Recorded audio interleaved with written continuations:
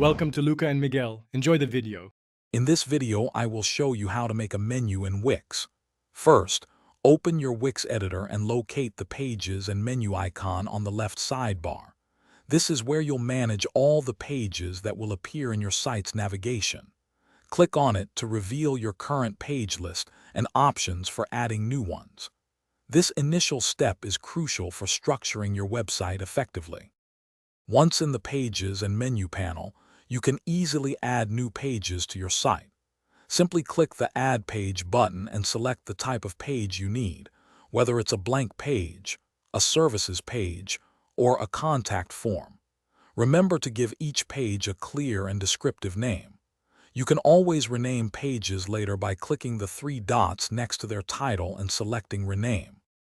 To organize your menu, simply drag and drop pages into your desired order. You can also create subpages or drop-down items by dragging a page slightly to the right underneath a main page.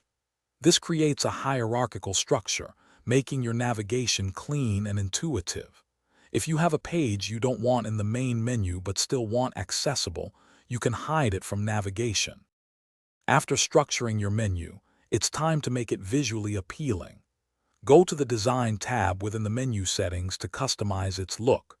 You can change fonts, colors, and even the spacing between menu items to match your brand.